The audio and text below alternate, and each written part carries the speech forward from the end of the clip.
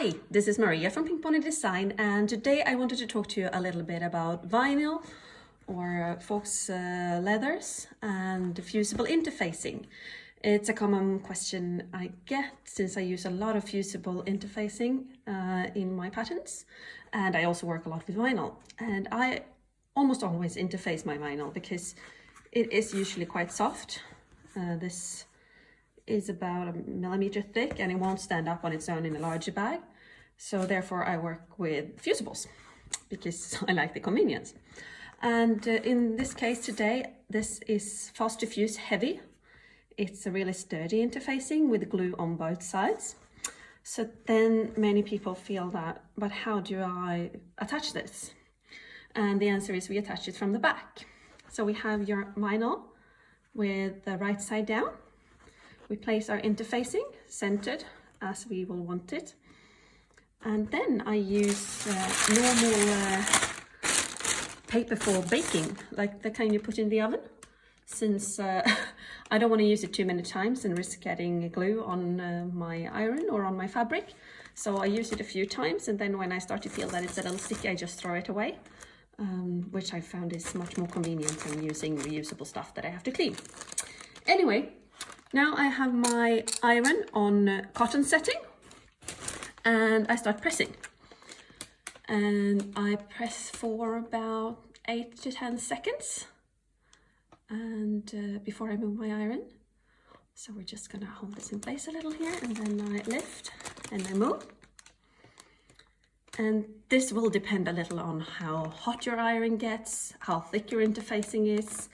So you just have to adjust this time so that it works for your project. And since we are ironing the interfacing and not the vinyl, nearly all vinyls can take this treatment. So you don't really have to worry too much. In my entire career, I think I've had it happen 2 or 3 times that a vinyl couldn't be interfaced like this from the back. So it's really not a big issue. It's very rare. If the vinyl can stand up to being a bag, it can usually stand up to a little heat from the back. And this takes a little while just to make sure everything is properly fused.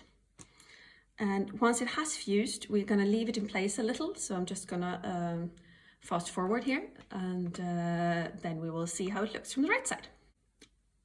And when you think you've pressed long enough, you can start by looking a little like this and start lifting. And if it's properly attached to the edges, you can remove your coating.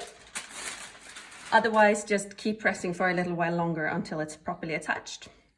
Now, since the glue is hot, this should be left to cool in place to make sure that your glue sets properly, as otherwise you risk wobbles and lifting later. But since we want to take a look here at the video, I just wanted to show you that it's no harm to the vinyl on the front side, and your interfacing is properly attached. It can still be lifted since it's still hot, the glue, but once it's cool, it's gonna sit properly in place and it will give you a sturdy bag. So yes, it's perfectly possible to use fusible interfacing with vinyls. Thank you for watching.